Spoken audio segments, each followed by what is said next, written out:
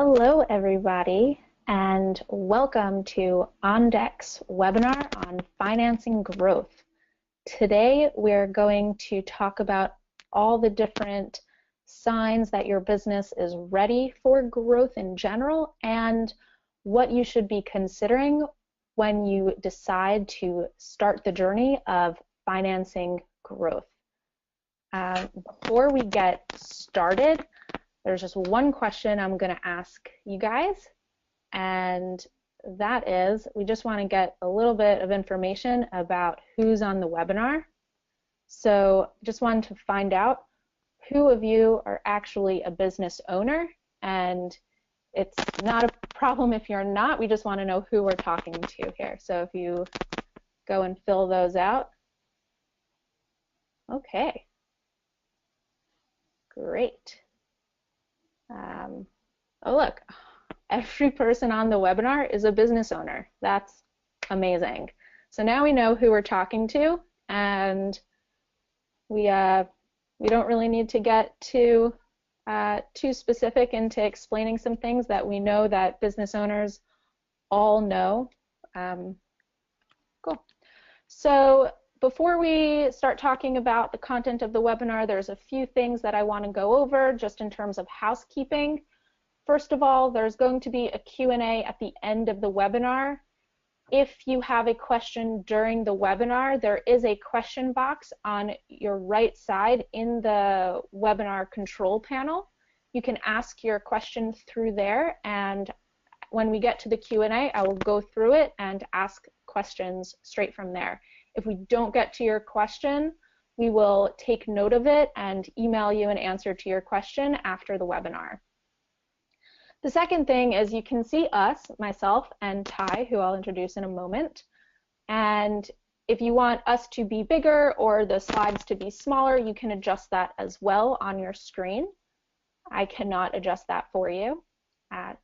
Fourth is that there are actual handouts for you to download. There should be on your control panel a place to see them. There's a couple just ebooks that I thought would be really helpful for you as you're starting this journey of growing your business and thinking about financing. And lastly, we will be recording this webinar, and we will send after the webinar a recording of it. So if you get distracted or don't want to take notes, you can always go back and look at it. Our next webinar will be on Wednesday, December 13th, and we'll be sending you out some information about that shortly. So just to get down to business, my name is Ariel Cranso. I've spent my career focusing on small business education. I love working with small business owners. I try and do my best to find all the issues that small business owners are struggling with and bring that to light. I'm here with our finance and credit expert, Ty Kiesel, and if you want to go and introduce yourself a little bit, we can go from there. Hello, I'm glad to be here. It's nice to be with, I work with Ariel every day, so it's a good experience to do this. This is the video part of the webinar is kind of new for us, so we hope that helps make this a little easier to follow. I've been writing about small business finance and small businesses in general for many, many years, and it's really kind of exciting to share some of these concepts we're going to talk about today based upon my personal experience as a small business owner. I've spent probably 30 years of my career either working in or running my own small business, so that's kind of where we're pulling all this information from today. Cool. So for most small business owners, growth is definitely part of the equation. Ty has said to me before, and I think it's really true, is that if your small business isn't growing, you're losing business. So there's no status quo, especially for small businesses. So I just want to throw another poll out there, which is, do you have current plans to grow your business?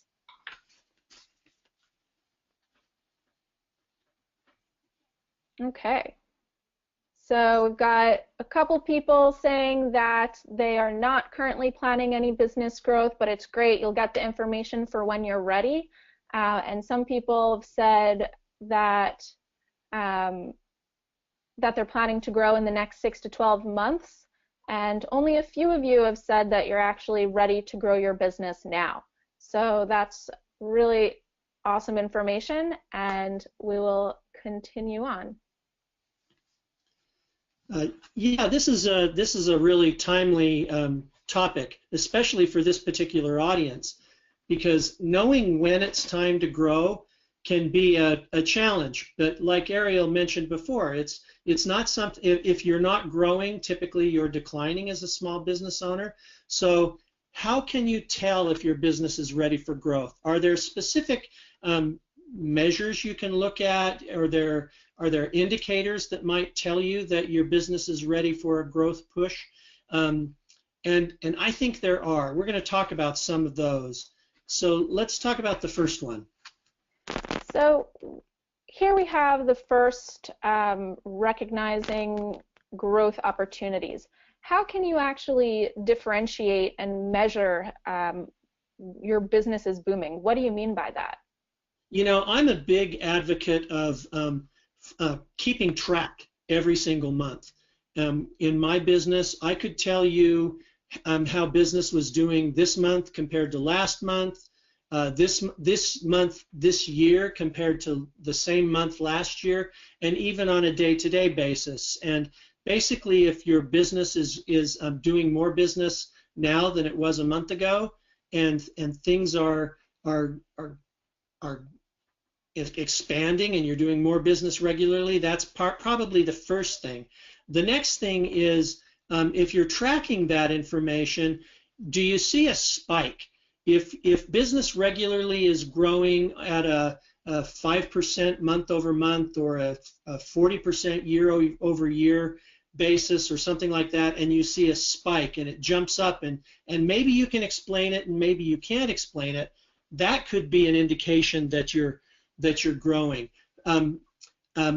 Maybe your market is growing. For example, where I live in Utah, and the construction business is really going crazy. There's more building going on than there are contractors, and so if I was a plumbing contractor or an electrician or something like that, I would seriously be considering expanding, because there's just more business than there is the ability of the current marketplace to satisfy it. So I would be looking at individually within my business, how am I doing from month to month or from year over year, and I would be looking at the market as a whole. What's going on in the marketplace that could indicate that it's time for my business to grow? Hopefully that makes sense. That's kind of business is booming, and it's the market and everything. And another good a good way to consider whether growth is right is you find a new product that could boost sales or profits. And you know, I learned a long time ago when I first started in business, there are two different ways to grow your business. One is to find new customers, and the other is to actually add on to the invoice of current customers. And so maybe you're in a business like you're a florist, for example, and you find that if you start offering chocolates or something like that along with your flowers, that could be a good complementary product. If you can offer ice sculptures maybe for the weddings that you're doing, those could be good complementary products that would actually cause you to need to increase staff or work with subcontractors or whatever. But those are good opportunities to grow your business and increase sales. And it's a good idea as a small business owner to regularly be looking for those kinds of things to add to your business. Great. So you talked about customers and, you know, finding new products, but how do you find what your customers want, and how do you figure out your customers want to buy more? It's easier than what you think because sometimes your customers will actually tell you. I started my career working with my father's business, and he was an industrial supplier. We sold construction and manufacturing tools and supplies to small businesses and some bigger businesses. And what my dad's attitude was if your customer asked you for something and you didn't sell it, you find out a way to provide it anyway. And so we sold things, anything from rags to bolts and nuts, and basically we talked to our customers, and when they wanted something and we didn't have it, we offered to find it for them. And if it was something that they were going to buy on a regular basis, then we would actually add that to our inventory so that we could sell it to them on a regular basis. I found over the course of my career that most of your customers that enjoy doing business with you, they want to buy more from you. Maybe you should ask, are there related products that we could sell that you would be interested in buying from us? And that's a great way to discover if your customers actually want to do more business with you. Great. No, I think that's really interesting advice. So now that you're talking about your customers wanting to buy more, this is a little bit more about physical space, but another opportunity for growth is realizing that you've outgrown your space and now you either want to expand to a new location or renovate or expand your current location. How do you figure that into your business plan and your future growth? It's something, one of the things that I liked about the first poll question or the second poll question was, are you ready to grow right now, or are you thinking about growth? This is one of those questions that requires you to take a little bit more strategic approach and think ahead. If you're thinking about growing, you should be looking at your space. Maybe you're a restaurant, for example, and you are ending the summer season. We're in October right now, but you're thinking of opportunities for maybe expanding your outdoor eating area, or maybe you're thinking about increasing your menu, or maybe even you're a breakfast place that's deciding to serve lunch and dinner, and so that's going to require you to maybe expand and grow a little bit. Looking down the road, and if you're following the trends within your business and you're seeing your business grow, it takes a little bit of analyzing the numbers, but you can decide. It's not that difficult to determine if you're outgrowing your space. If you're adding new products, and you're a supplier or some other kind of retail business, that may also tell you that you're outgrowing your space and you need more room just to show your inventory. So, outgrowing your space is a real legitimate reason why you should be considering growth. Right. Recognizing growth opportunities is not as simple as it seems. But something you've said often is that successful business owners know how to develop their business and learn because they know their business inside and out. And there are different types of growth that make sense to use financing for, and there's different types of growth that doesn't necessarily make sense to finance, and you should think of different ways to go about that. For the audience, I just want to put another poll out into the field, which is, have you borrowed capital in the past, and what uses have you borrowed capital for?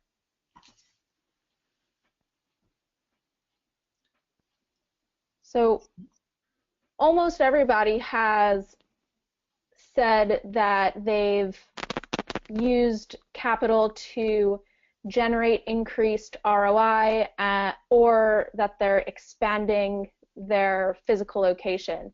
And few people said other. So for our audience specifically, maybe we can, there are some people that probably didn't vote because maybe they haven't borrowed capital in the past. Is there a way that we can, what ways do you think are the best for determining whether or not you should finance growth. You know, one of the things I like, if you want to go back a slide, one of the things I like about the questions or the answers to these questions is that the you know, 2/3 of the people who responded were growing to increase ROI or to expand, renovate their location. And I think that these are really good reasons to grow, to finance growth. I grew up, like I said, working in my dad's small business. He had a very, very conservative attitude about borrowing, and his attitude was, if it doesn't increase the value of my business or it doesn't increase my business's ROI, then I'm not going to borrow for it. And I think that's probably a more conservative attitude than exists in the world today, but I think it's a really good approach. Popular media would have you believe that money is the answer to all of your business problems, and I don't know that I agree with that. I think that small business owners as a group are incredibly creative problem solvers, and I think that that's the key. And being able to determine what type of growth and when to finance that growth is a real critical scale. So now let's go on to the next slide. And here are a couple of key indicators that I think would maybe indicate borrowing for growth is a good idea. You currently have a healthy business with a positive cash flow. I am not a fan of borrowing your way out of trouble. I think you borrow to increase ROI, or you know, at OnDeck, for instance, one of the biggest reasons people borrow is to purchase inventory. And that makes sense. If I have a supplier who's willing to offer me an incredible discount on materials, if I can act today, then borrowing makes sense, because I can assign a specific ROI goal to that initiative, and I can borrow against it.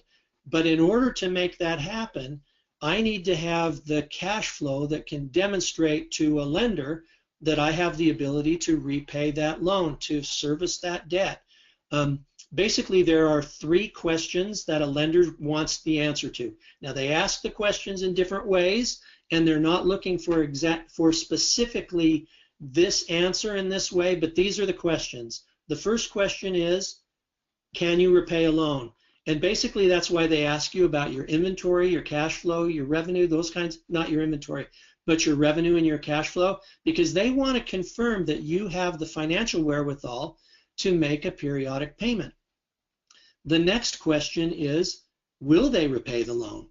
And basically, that's why they're looking at your credit profile, and they want to see a strong business credit profile and a good personal credit score, because they have no way to judge whether or not you will repay that loan except based upon your past performance. And so they're going to look at that to help them determine that question. And the third question is, regardless of what happens, will they be able to make each and every periodic payment in a timely manner? I know my dad used to complain that if I had the money, I wouldn't need to go to the bank.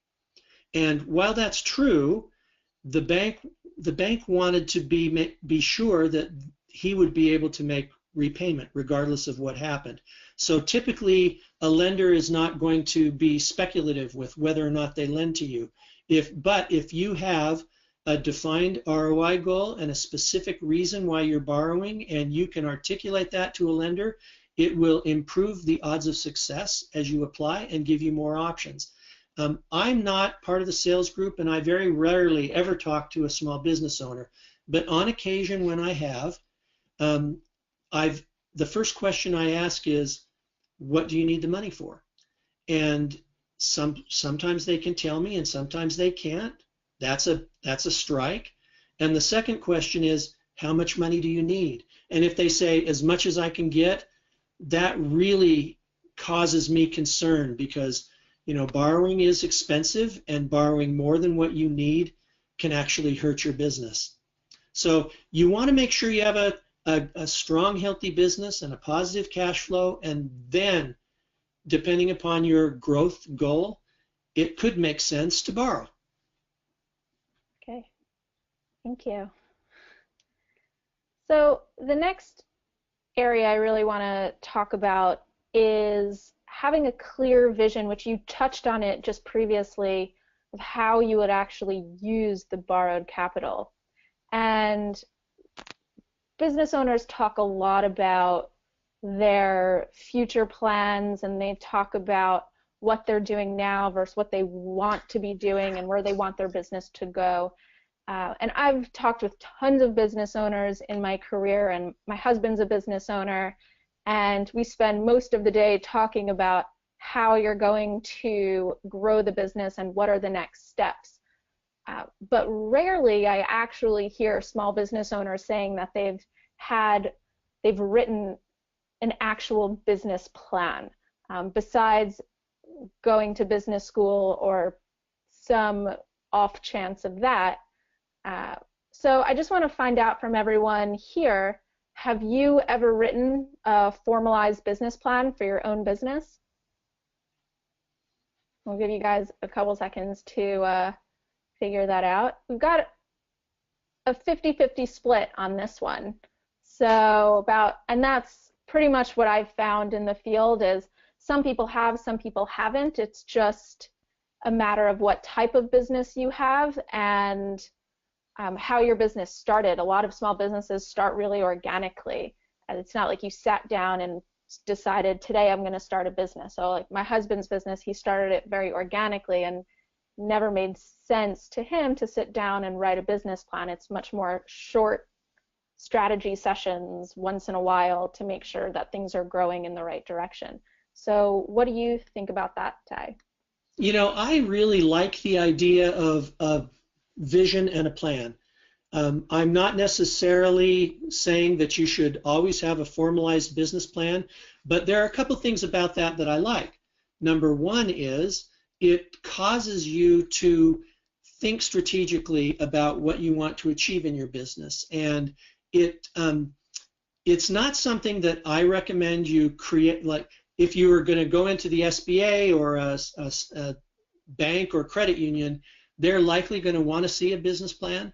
I think if the only reason you create a business plan is because your banker asked you for it, I think that could be short-sighted. I think a business plan, whether it's a formal plan or an informal plan, should be a living document that you refer to regularly to see, how am I doing against what I thought I'd be doing? Am I doing better? If you're doing better, that could be an indication that it's time to grow. If you're not doing as well, if you only review your plan every 2 or 3 years, then it's almost too late. But if you're reviewing your plan, let's say at least quarterly, 4 times a year, you're going to say, this is how I'm doing against how I thought I would be doing, and it's a really good idea. Now, some lenders require a formal business plan, like the SBA lenders, for example. At OnDeck and other lenders like us, we don't require necessarily a formal business plan, but if you can articulate to your loan officer what your vision is for the money that you're borrowing and exactly how much you need and why you're borrowing it, it definitely makes an impression, and it puts your loan application at the top of the stack, because there's a lot of small business owners who they just haven't sat down to think about what they want to do and how they want to do it. So thinking about that kind of brings me to our next point, which is having a system in place to accommodate the growth that you want for your business. A lot of the time with small business owners, systems are expensive sometimes, and sometimes you're using systems that don't necessarily match your business needs because they're less expensive. How do you, those are sort of bought systems, and then there's the systems that you have within your business that accommodate your operations. So how can you evaluate whether or not you have the correct systems in place to accommodate growth? And when should you make sure that you have systems paid for, services, online services that you use to grow into, as opposed to a system that fits your business now? This is a really good thing to evaluate, whether you're ready to grow right now or not. Because if you think, I can't remember who said this to me, but early in my career, someone told me that I need to begin with the end in mind. So how I start my business, if I'm thinking ahead to what I want my business to become, and maybe it's not a system that you buy, but it's a way you do business, it's a way you handle things that will accommodate growth in the future. It's kind of like when I was a kid, I grew up in the 60s. I was a little boy, and my mom always bought pants a little bit longer than I was. And so I folded the cuffs up, just like every other kid my age. And that way, that pair of pants that I would have grown too tall to wear in 6 months, I could last the whole school year in. And I kind of look at businesses that way too. Start thinking ahead. What do you want to see your business do? Where do you want it to go? And how can you start establishing processes today that will help facilitate that? Because eventually, when you're looking at growth, you need to know that you have the ability to accommodate that growth. Maybe you have milestones established to tell you when a new employee is necessary or something like that. But you need to take a very strategic approach, because you can actually grow your business out of business. Too much growth is almost as big a problem as no growth. And so you want to be careful. A lot of businesses go out of business every year because they've grown too fast and they can't accommodate it, and it drives their business into the ground. So start your business thinking now about where you want to be 5 years from now, so that you can grow into that pair of jeans. Got it. That makes sense. So our last point is really about numbers. How do you know if the numbers make sense? And I just want to ask people out there, you mentioned earlier about your business credit profile and your personal credit profile. Do you have for the people on the webinar, do you know what your business credit profile looks like? Not everybody has looked at this. We're very familiar with our personal credit score, but we're not that familiar necessarily with our business credit profile. And again, this poll has been split down the middle. So there are some people who have not looked at their business credit profile, and I suggest that you definitely do that at the end. But let's just talk about numbers really quickly. You know, there's a lot of numbers, and there's a lot of different types of numbers.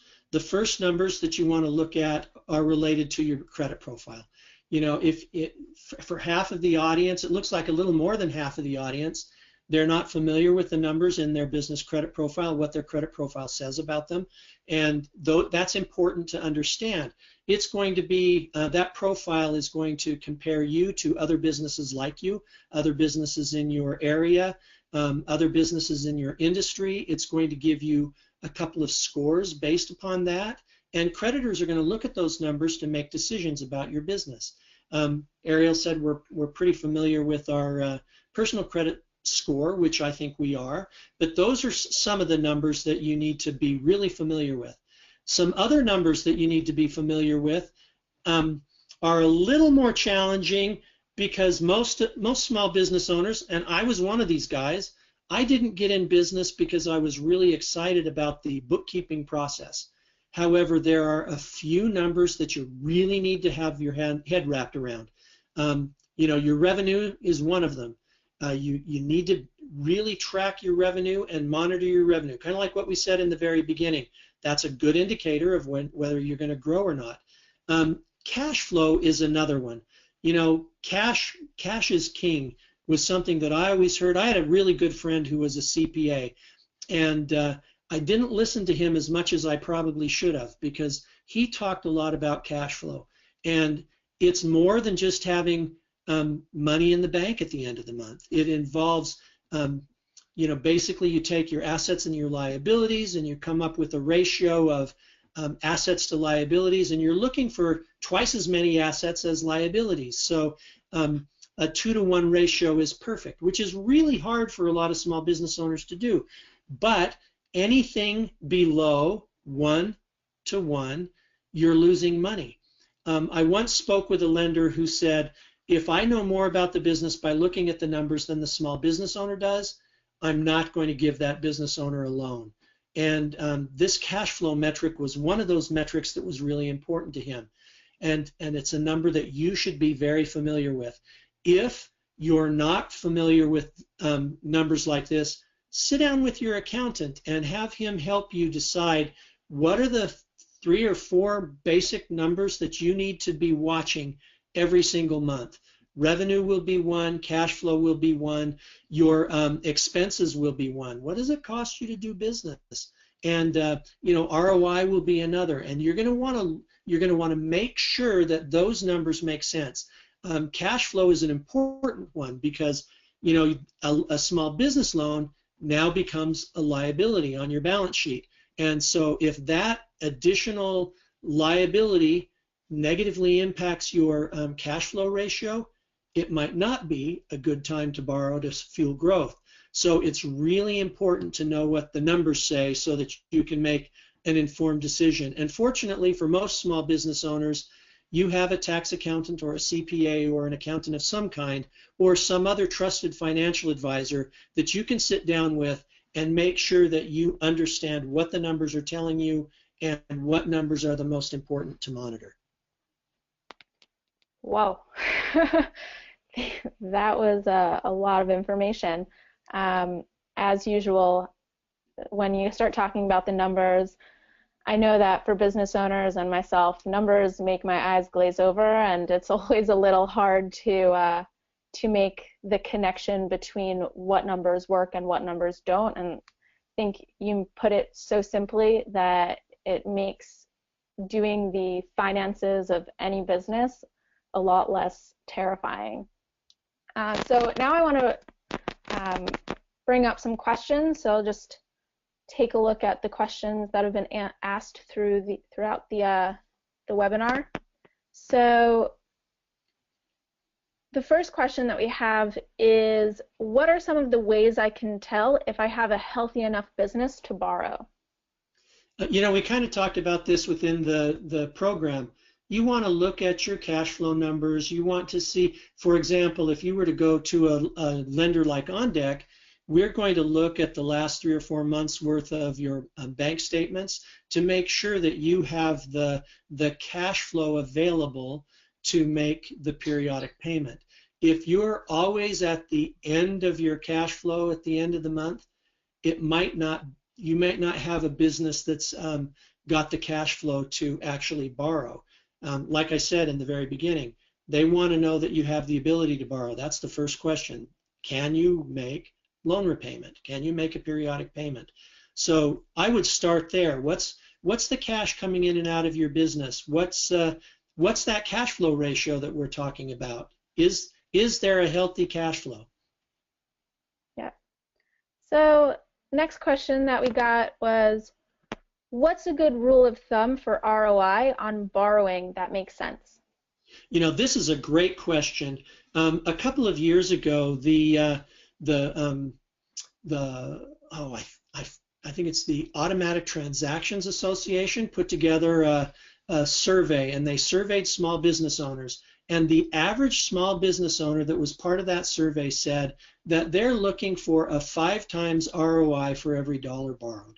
Now that may not be the number that you need for borrowing to make sense, but it kind of tells me that these borrowers who are borrowing online are looking for opportunities to greatly increase the amount of ROI that those businesses are getting. So I kind of tend to defer to that 5 times ROI number as a good starting place, so that then you can evaluate from there what makes sense for your specific business. Okay. And just because we're running out of time, just going to ask one last question, which is, are there times that borrowing doesn't make sense? It's a really good question. absolutely believe there are times when you shouldn't borrow. If the cash flow metrics are wrong, I don't think you should borrow. If you're borrowing for things that don't improve the ROI of your business or don't add value to your business, then seriously consider not borrowing. For example, as a teenager, I worked in the warehouse of my dad's business, and it was a startup. It had only been around for a year or so when I started working for him, and we didn't have the cash to buy a forklift. And it would have been really convenient for me to have had a forklift, but because we didn't have the money and my dad didn't think it added enough value to the business, we would bring the trucks with lift gates in instead. And we found other ways to solve that problem, and that was an expense that we saved for. So my dad was regularly putting money into savings and for the business savings, which I totally recommend. It's a rainy day fund or a business savings is super important. And after a couple more years, we had the money to go out and buy a forklift. So, I tend to agree with my dad, and I tend to take that conservative point of view that something that doesn't add value to the business in terms of ROI or something else is probably not the best way to borrow. And I think we're going to wrap up here, but if there's any questions that I didn't get to, I'll reach out to you via email and answer those questions for you. But I really appreciate you being here, and I hope that you've gained something worthwhile and that we provided some good information for you. Yeah. Thank you, Ty, so much for all of that great information. Thank you, everyone who attended the webinar. I'm really happy that you could be here with us. And if you have any other questions, we will send you an email with the recording. You could just respond to that email. And if you have any more interest in finding out more about the webinars that we've done in the past or any sort of small business help, you can visit OnDeck's Resource Center at ondeck.com/resources. Thank you all so much, and I hope you have a great rest of your day. Thanks a lot.